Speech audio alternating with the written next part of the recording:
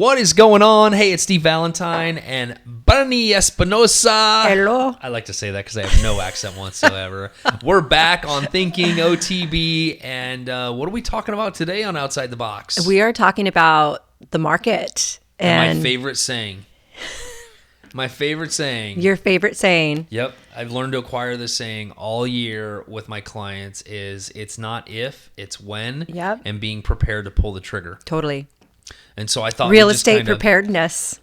Yeah, right. I've got my go bag. It's got my pre-qual, my down payment, my earnest money check, and my home inspector all in it. All in that bag, ready to roll. No, I thought it would be a good topic just to have with some of the things that I've learned this year and a lot of the things that I've been sharing with clients that I think is good, both, for the agents to understand and the general public to understand, like, what does that look like in today's market? The normal thing. So let's talk about this for a minute, okay? Because we've both done this. So when you bought your last condo, when you found it, were you ready to go? You were, weren't you? I was, but there were some little last minute things that I hadn't anticipated. So it was,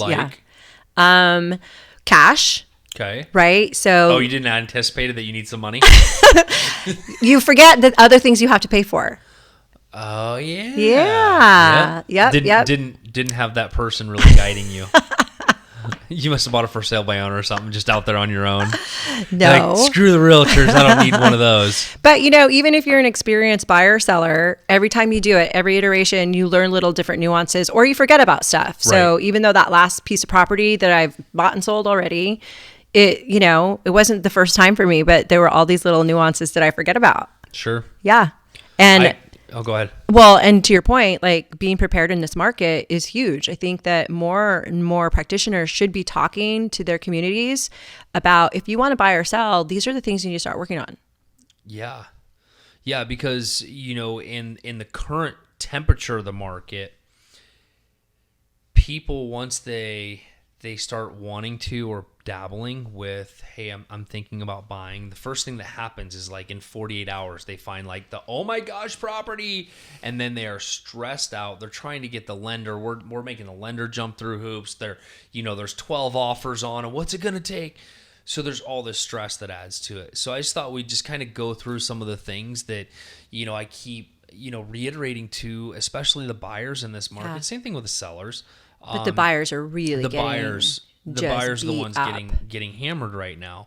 And it's like every day I had 2 calls this morning. Found the right house. Well, we talked about this a week ago. You were supposed to talk to the lender. You were supposed to do all these things, and they don't do them. And then they put everybody through the ringer at the end. So just wanted to cover some of those topics of what does it look like. So, well, I think that's totally outside the box for sure, especially if you're a realtor, right? Because typically we are reaction based, right? So we get a lead and then we react into getting into a transaction, as opposed to you're taking the time to educate people, to advise them from a messaging standpoint and from a consultative standpoint. Like someone's calling you, wants to buy a house, and you're like, let's stop, drop, and roll. Right. Right. You're like, it's not going to happen. I mean, perfect example of a conversation the other day. I have been telling, especially in the first-time homebuyer field, right, that $250 to $350 price range.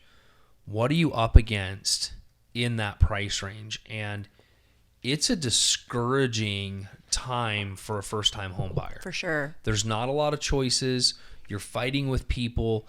And let's face it, you're going to lose 3 houses before you get the 4th. I think it's even worse. I think that, you talk to a really productive lender right now with their buyer quals, they got people making 4, 5, 6 offers on properties, and they're ready to roll. Like they're just waiting. I think it's, if you're a buyer and you get something inside of your 3rd offer, I think that's considered a really good day right now. I think this is, so what are the steps? I look at the buyers and I try to explain to them, obviously, getting pre-qualified is the first thing that has to happen. You got to talk with the lender. And the reason the pre-qualification is so important is because you kind of got to know what type of financing you're doing. Are you doing VA? Are you doing FHA? What's it going to look like? How much down payment do you have? And do you have closing costs?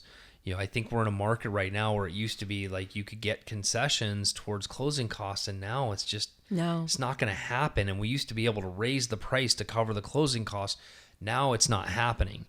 So there's some things where, hey, one of two things has to happen. If you don't have closing costs, you don't have down payment, you either need to borrow it from somebody as a gift from a family or something like that, or you're going to need to wait to save it, because you're just going to go out and hate the experience. Totally. You know, and I'd hate for somebody to like think about, well, the first time I tried to buy a house, it was so miserable. And part of that is because they really didn't have They weren't ready. the greatest advice. And sometimes, you know, the friends and family's like, oh yeah, we need to go out and look at houses before. They really go through and coach somebody and guide someone to really understand what's about to happen. And, you know, well, It's emotional heartbreak. It's literally like to go look at houses before you even understand what you're up against. It would just break your heart. Yeah. Yeah. Yeah, it's like a 16-year-old looking at the girl in Homecoming going, oh. Never going to happen, keep buddy. going down the line, Never buddy. going to happen. Right? Well, I mean, and I think too, like, and you know, are you seeing that when you're working with these buyers that if they qualify for 350, you're taking them to look at like 290 or 310, or because you have to coach them on the fact that things are going for over ask, and you have to get them to feel confident about that. Because I mean, if they're first time home buyers, they've probably never even experienced that. They don't understand. Well, what do you mean I can't look at something that's 350 when I qualify for 350? But that also goes with, so my process when I work with buyers, when somebody first calls in, I give them a very broad overview of the market. You know, hey, here's what's happening. You know, what's your budget of payment, which kind of dictates where their price range is, in theory, until they talk to a lender. And then going down the road of, okay, once we have this and we know what type of financing, then we're going to talk about contract and contract strategy and what it's going to look like and how we're going to get there. Because I want the buyers to be comfortable. Best thing I've ever done for the buyers that has, number one, given the buyer so much peace of mind, and number two, it's made the transaction so much less stressful, is I actually go through the contract with the buyer before we look at a house. So I get their price point. Let's say they're $300,000. The contract is drafted just as if we were going to go buy a house. It's just a TBD address so that they understand, without the emotional stress of looking at homes, they understand all the document process, what they're doing in inspections, what's going on with appraisals. And this is really the time where I give them, like, hey, when we get to the inspection, there's 3 avenues we can go. It can look like A, B, or C. It's all going to depend on what we pay for the house, what the appraisal does. So there's factors that hinder based on the strategy. You hear me talk all the time. Like, I love the word strategy. Yeah. And I think there's a lot of strategy that goes into getting a winning contract. And some of that strategy is that the buyers are prepared and know exactly what to do once we get to that point. It's kind of like the old, like, for some odd reason, stop, drop, and roll. I'm thinking about it. Because I say that all the time. You go through fire drills Yeah. so that you're prepared, you know where to go, when to go, what to do. Same thing. If I write a contract before, it's like doing a fire drill. Right. Because guess what? The right house is going to come up when you least expect it. And the worst thing is not being prepared, because now you're like, oh, God, I hope I qualify for this. Right. How comfortable is the client with that, right? Like your buyer, do they really understand what you're going through? Does a light go off for them, or is it uncomfortable for them because they're antsy? Do they believe in the process? They believe in the process, and they actually appreciate the process because, again, once you start going out, houses just went on the market today. It's got 5 offers on it. We need a highest and best. What does all that mean? The buyers are now trying to make a very emotional decision when they haven't even understand the legal ramifications of what they're getting ready to sign. And I kind of got this from the standpoint, I hate working with the buyer and then we find a house and then I shove 30 pages of things for you to sign, and I need them right now. It used to be like, well, let's go get a cup of coffee. We'll go over the contract. We'll draft an offer. We'll talk about the price. We'll look at the comps. All that crap is out the door right now. But I still don't want to, not have that experience with them. Mm-hmm. So I try to do it before we go look at houses so they're fully ready and fully prepared. And also letting them know that, hey, by the way, this is going to be a team sport. That's awesome. Because we have access to MLS. I look at things off market, and you guys might see a for sale by owner. You might see things. Guess what? I don't know as a buyer, I want to try to mess with contracts for sale by owners and everything else in as volatile as the market is. Because either, you could be taken advantage of, you could not be getting the right advice. You're emotionally vested in it rather than having somebody to guide you through that. Having a guide for sure. Right. Yeah. So what's the typical, like if you were to compare like how you approach this compared to what you see happening, do you think that very many people are thinking outside the box like that? Like stop, drop, and roll. Let's make sure that we're taking these folks through a great experience that you're actually engaged in. Like it seems like you don't really even hand this off, that you're actually doing it. No, I do it myself. The handoff comes in, hey, a member of my team is going to be available to show you homes. I've already had this conversation, and either my team members have set up, a Zoom call or in-person conference with them, and I've gotten to explain it. And I explain it through experience and stories. Like, this is what we've seen transpiring right now. This is what I want to have you prepared for, because I don't want you to say, well, you didn't tell me that. You didn't tell me that. Because then it makes the whole transaction uncomfortable. So even though we try to get it all out up front, there's still other little things that happen. But we're in such a time, this is kind of where I compare it a little bit to the '05 market. Every Circle K clerk and, grandmother and everybody had a real estate license back then because it was so easy. Fog a mirror. Right? And here's the dilemma that I have with all that is it is very easy to get your real estate license. I will not lie. There's a term in my head, but I won't say it. The barrier to entry is low. Yeah, it's very low. Right now, I can tell you, being on the listing side of things, I can tell you the inexperienced agents that are sending me offers and losing their clients' houses because they don't have the experience to compete with the strategies in this current market. And that's a detriment when somebody's like, yeah, my brother's a realtor. I'm like, he's had a license for 3 years. He's never sold a house. And he's going to guide you through the toughest market we've ever been through. Yeah. Now, I'd say on the other side, that person's like, yeah, my friend Patsy is going to sell my house for me, and she's going to give me a 1% discount. And then part-time Patsy... That's a good one, huh? Right off the cuff. Can't use that. Part-time Patsy. Part-time Patsy has never put a house on the market.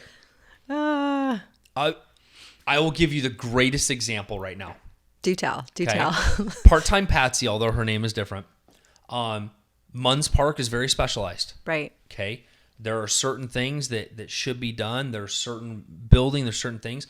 Part-time Patsy puts a house on the market this week, $100,000 below market value. Part-time Patsy doesn't talk about the basement part of it. Part-time Patsy doesn't know that this house sits in a floodplain. Part-time Patsy, the lot in it, it has 2 different APN numbers or parcel numbers, assessor numbers. There's an assessor number on the road in front of it for the easement. There's an assessor for the house. The house is listed with the assessor number from the road, which is showing a 2,000 square foot lot rather than a half-acre lot, and all these other things. I'm like, okay, that's either part-time Patsy or somebody inexperienced outside the area that is going to go do that.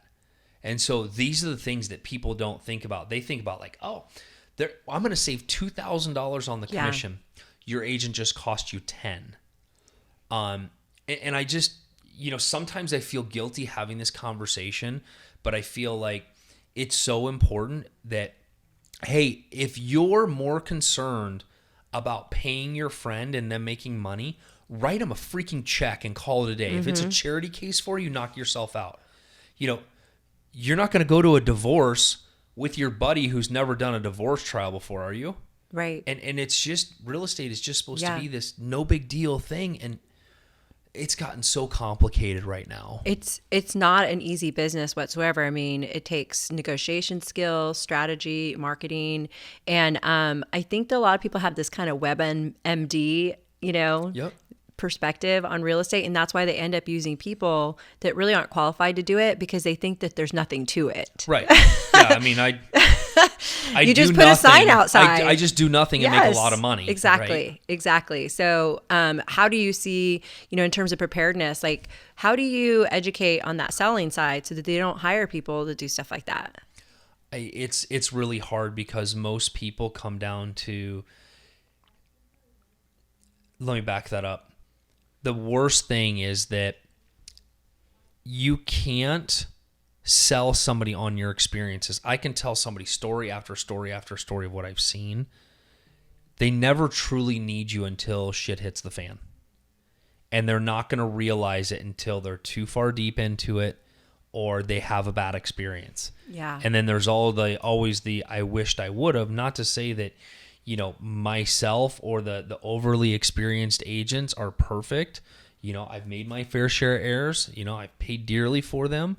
But I think that so many people do a disservice.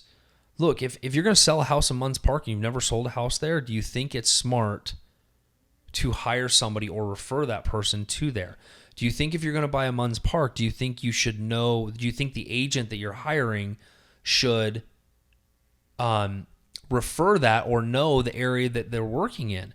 And I can say Munns Park just because it makes so much sense for me, because some agents will look, if somebody called me and like, hey, I want to buy a house in Tucson, I'd be like, well, let me find an agent for you in Tucson. I don't know anything about it. Okay. It's a grasping to the commission rather than saying, hey, I want to make sure my client is taken care of. That market, like you take care of and make sure they get a house. And I've had some agents that have referred that have been so grateful to have a place to refer. And I think that that's important. You get to that point to where that's a really good idea. Yeah. It's so funny, right? Because I'm on the closing side, working, at lawyers, and there's no perfect transaction. Even the best transactions that go super smooth are not perfect transactions. The only perfect one is the ones that I buy myself. Yeah. Yeah. Well, those usually have a lot of twists and turns too. Yeah.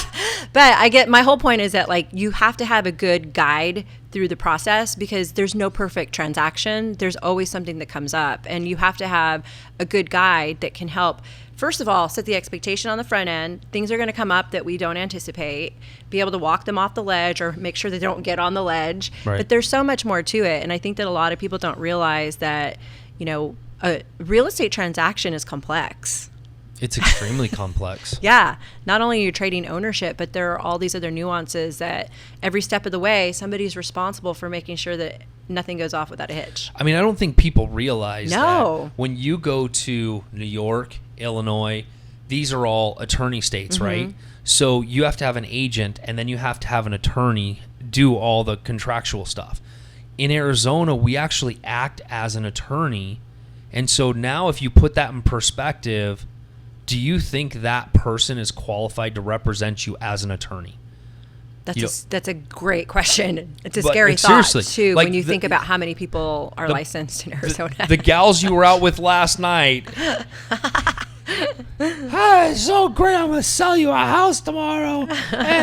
Is that person really qualified? What? Part-time Patsy. She just showed up again. She had a Columbus margarita. She's hammered. I can sell you a house. It's no problem. There's also a lot of part-time douchey dudes. Oh.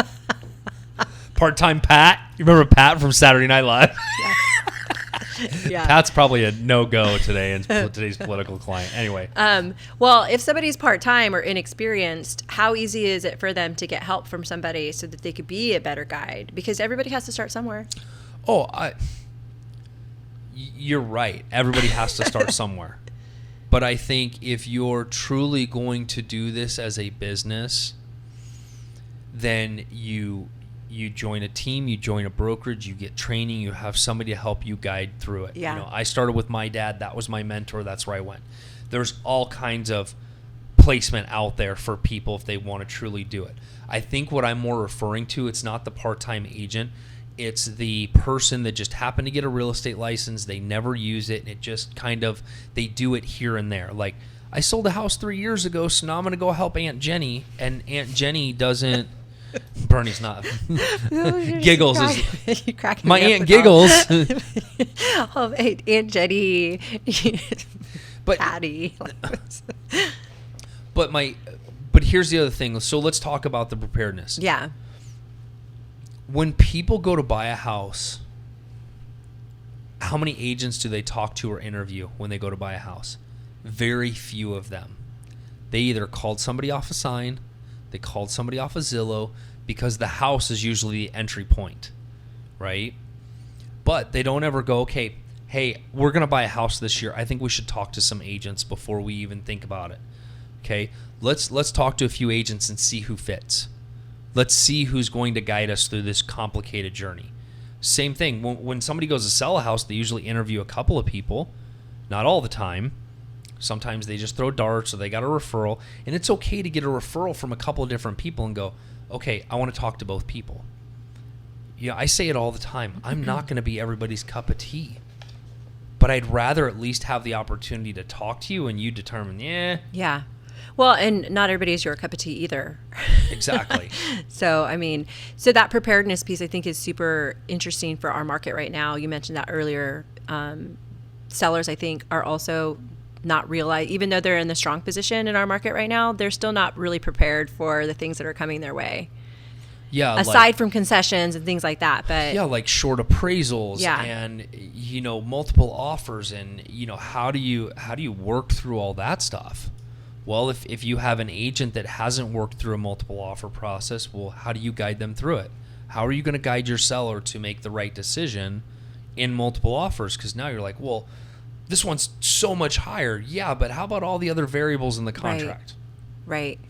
There's every contract, every person, there's variables to everything. And you have to be able to look at all the variables to determine the right offer. What is the timeline from, like, let's say you meet a seller today, what is the reality of their house getting to market? Like, what does that look like time-wise? I think that really depends. I mean, everybody's different. It depends on what stage they're at. Again, it goes to another variable. We met with, a couple last week, and they're like, they wanted it on yesterday. And then you meet some people like, well, give us 4 weeks. We want to do some things so we can get photos. And it depends on where they're at in time and space with putting it on the market. Do you help them out in terms of when they tell you, look, we need like 4 weeks to get some stuff together? Do you ask them, like, what is it that you want to do? And then let them know whether they need to do it or don't need to do it? It's looking at timing. Yeah. So, that same one, he contemplated updating his bathroom. I'm like, look, the bathroom and the kitchen are both the same. They're both original. Updating the bathroom is not going to change the look of the kitchen, so don't spend the money on the kitchen. Let's just on the bathroom. Let's just put the house on the market the way it is and adjust the price for that. And I think those are some of the strategies, as well, especially for myself, that I bring to the table when it comes down to it is, we have a construction background. I have a cost analysis background when it comes down to the construction side. So when people ask those things, I can figure out whether or not it's going to make sense. Yeah. And I think it's important for real estate agents to know it, but also know they're not the expert in it. So don't tell somebody, especially the buyers, it's only going to be $5,000 to renovate that bath, and it's 10. Yeah, totally. So that's why we give numbers and ranges. Right. I think it'll sell between here and here. Right. What about on the buy side? Like, how do you prepare them for the timeline? Like, if they're ready to buy today, what are you telling them? Like, what would you say? It's going to be a while, or is it expected to take 6 months, or? Again, variable, depends on the price range of the market, understanding the inventory at the time. And I think right now I try to tell the buyers, especially first-time home buyers, like, hey, if your lease is up in 6 months, we need to have a meeting, talk about what it looks like, talk about the contract, get qualified, and be prepared, because sometime in the next 6 months, the right property or couple of properties is going to come up, and we're going to be doing this fire drill.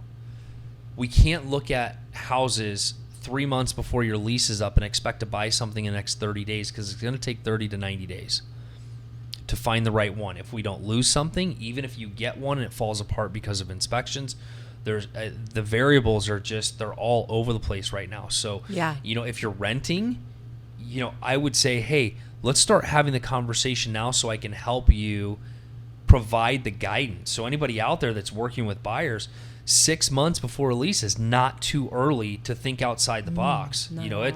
It's way past then, because sometimes at 6 months, You can also get people to think outside the box. Like, hey, I've got a mom that'll give me some money. Or, hey, this is what I'm going to do. Or, hey, maybe you're a couple of roommates living in a house rented and the two of you together can qualify to buy a house. Yeah. So there's a lot of different techniques and strategies to consider. So, timing wise, I would say right now, it's probably 90 to 120 days from the time you first have that conversation. And it's so funny because we work in this, so we know that. But how many folks are like, wow, that would just blow their mind? Because 120 days seems like a long time. Yeah, it is. It's not. I mean, it's not, but it is, right? When you think about, I think that the typical person thinks about buying a house and they'll be like, oh yeah, I'm ready to go. I'm going to go shopping today. I'm going to buy a house. And it just doesn't happen that way.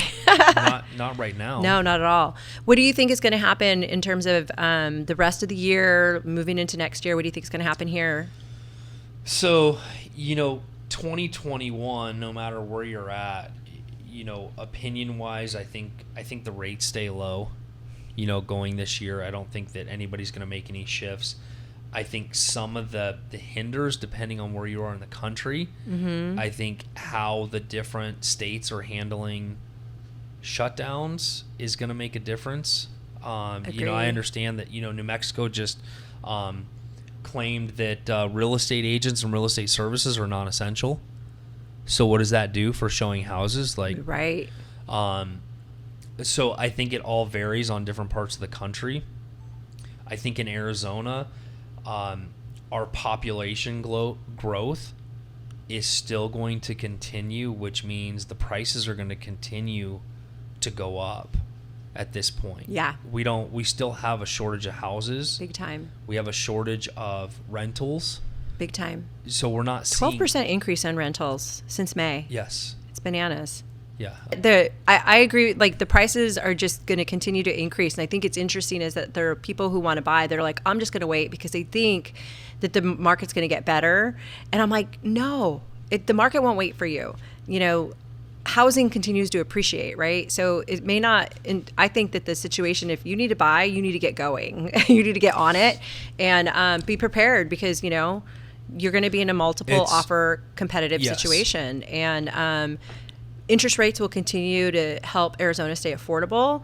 But the reality is we've got a rental issue, like you said. We've got number of house issue. You got to get out there. If it's something that's important to you, you have to really get on it. Well, it's getting on it and staying on it. So the conversation I had the other day was, hey, setting the expectation for the client. Hey, this journey is going to be a little discouraging at first. So just know you're going to fall in love with 4 houses before you get one. We'll find one.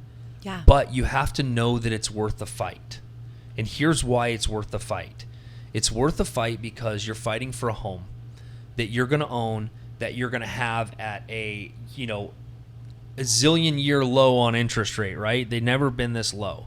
So you're taking some of those things in, and if you can account for that and the fact that, hey, can you afford this mortgage payment? If you can afford the mortgage payment, you're not worried about your job and your stability and things like that, then buy a house. Don't be scared. Don't be these people that are trying to time the market of, well, what if the market goes down? What if it does? If you've locked in at a low interest rate, the price is what it is until you go to sell it. It's not going to affect you in any way, shape, or form. Yeah, you'd be like, well, crap, that just went on sale 6 months later. It happens. Yeah. But my question is, where do you feel in your security once you've got that done and you're not fighting for a house? You're not worried about a landlord saying, hey, the housing market's so great, you're out of here. Right. Your lease is up. And now you're like, okay, great. I have to pay double what my lease payment was. And, the market's changed. And now, so it's all those things that I keep telling people, even the second home market, hey, the rates are great. The prices are up. You're investing in memories. You're investing in a long-term asset. It really doesn't matter what it's worth if you can afford to keep it. My first thing that I'm going to do is start asking the questions. Okay, well, how much equity is in your house? Well, Giggles owes $200,000 on it. What's your payment? Okay, it's $1,000 a month. Do you know what the house rents for right now? Do you understand that it probably rents for $1,600, $1,700 a month? Now I'm taking them down a different path. And this is what's always interesting. People are like, well, why would you talk yourself out of a sale? Because my goal is to help people build wealth. And you build wealth by going from one house to the next, or obtaining real estate and holding on to it versus selling it. So that path for me is, okay, you have $50,000 in equity. You're going to lose, or you're going to pay $25,000 of that equity in closing costs and commissions to sell it, only leaving you $25,000. If you keep it, you keep all 50. Yes, I'm going to talk myself out of it. Okay, so that's first conversation. Are you comfortable with keeping it as a rental? Oh, so we want to upgrade to here. Well, guess what? We want to know with the lender that you can qualify for this. Where's your down payment going to come from? Oh, well, I really don't have a down. Okay, well, let's talk about refinancing. What does that look like? Because there's a couple of different conversations with that.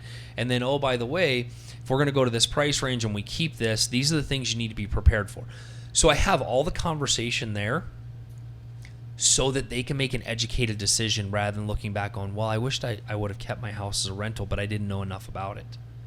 Right. I bet you there are a lot of people right now kicking themselves for selling their home 2 years ago that they could have kept as a rental. Or even earlier this year. Yeah. Pandemic things happen. Right. People made weird decisions. I always look at it from a numbers perspective, and hey, is the house a good rental? Maybe the house is a 2-bedroom, 2-bath that's got a pool and a spa, and it's on a busy street. Maybe it's not the best rental, so yes, I'm going to advise you to sell it. But hey, let's make sure the next one we buy, we want to consider keeping as a rental. Especially when we look at perfect storm, because rates are so low, rents are so high, there's a lot of things there. So that's part of their preparedness, is getting all their finances in row, figuring out what type of house they want. Now we have these things in line. Now they're ready. Hey, there's no hurry. You guys aren't selling your house. It's going to be a rental. There's no hurry to buy something. So when the right thing does come up, that's awesome. You're ready to go. Yeah. This is a patient game. This isn't let's go out every weekend. This is a, hey, I think we found a house that we really like and we want to buy. And they're ready to do it. Rather than we had the conversation 2 months ago, they didn't get a qualification, they didn't do anything. So it's a great conversation to have with people, is just to ask those questions and really like, how do I get prepared? That's outside the box when it comes down to being prepared for when the right thing comes up, not searching. That's awesome, because I bet you a lot of people don't realize that they could keep their property. I think most people, the average person, believes that they need to sell their house to have the money, whatever they make on that, in order to buy what they want. Right. And, that might be the case sometimes, but for the most part, to have so many people don't realize that they could keep their homes as an investment and then continue to build their estate. Well, they right, but they don't keep them because all they hear is horror stories from people, and it's always interesting, when we were on the road doing talks and asking questions about people that actually in the industry that own. It's not crazy numbers. Right. There's not a lot of people that own it. Yeah. So it's really hard to guide somebody into keeping something as a rental when you don't own rentals, so you don't know how does it feel when an AC unit goes out? Right. How do you feel when the bad stuff happens? And by the way, how often does the bad stuff happen? But again, those are conversations to have with people. And again, even if you don't have the experience in the rentals, it's not about the experience, it's about the questions. You can ask somebody, hey, how are you going to feel if you have an AC go out? Do you have reserves for that? Right. Because I'm sure some people are like, hey, I'd really like to keep this as a rental. And some people are like, that's a really bad idea because somebody's just going to destroy it. And I'm so like, funny. Well, it's true. People 24 say months like and $100,000 later, how's your tenant doing? Yeah. Right. Seriously. Yeah. So, it's something that I've lived in that being outside the box is that I live in a always be prepared for the opportunity. And, it's funny because anybody can live in that space. I don't hunt things down for my investment portfolio. I know what it looks like. I know what my house avatar is. Okay. And I'm always prepared to pull the trigger. So that means I'm always aware of how to buy something that's going to make a good investment for me. Well, over the years, you have built confidence because you've become really, really good at making the right decision. There's a few of them that were bad. I was gonna say there's been sometimes I'm sure where it hasn't gone You that do way. enough of it. Yeah. So I think that's the key too for people is knowing when it's like, yeah, it's go time, right? You have that switch. You just know. Like you can look at a property, you find your avatar and you already you run the numbers in your head like immediately and you just know. Right. Well, it's some of the things that I think about a couple of clients that I wished would have. I tried to talk them into keeping their house, and they're like, they started to think about it, then they didn't. I know a couple of those clients right now that, like this last 2 years, selling the house now would have put their kids through college. Wow. That's big. Like seriously. Yeah.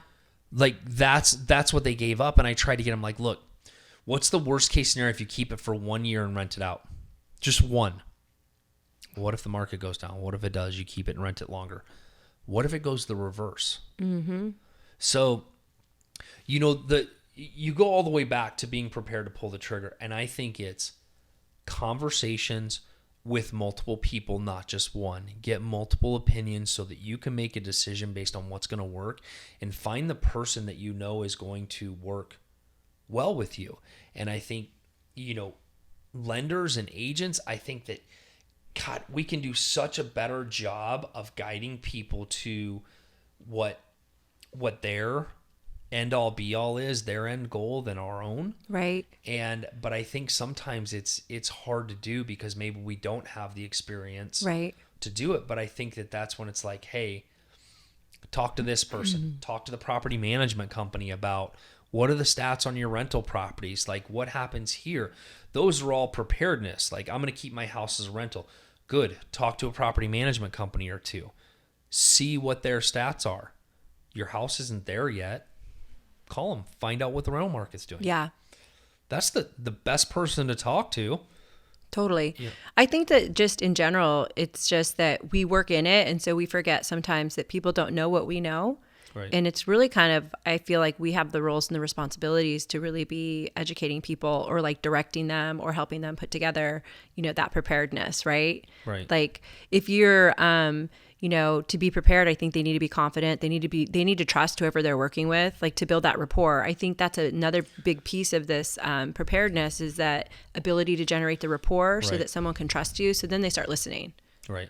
Here's the last thing we'll touch on, which just as you were saying that, so many people are like, what happens if the market goes down? Well, are you prepared to buy if it goes down? Like, what if you're totally prepared for it to do either way? Yeah. And either way is good with you. Because there's opportunity in either direction. In either direction. 100%. It's about being prepared. And do you have all your ducks in a row to be prepared for what you want to do no matter what direction it goes? And that's where people should live. I mean, when you talk about good credit and debt and all those other things, it's always about being prepared for that next move or that next thing. And sometimes it's going to take a little while to get there, but you don't know that if you haven't made the steps to know like, well, hey, there's some messy things on my credit. Well, good. Start getting cleaned up so you're prepared for the right thing to come along.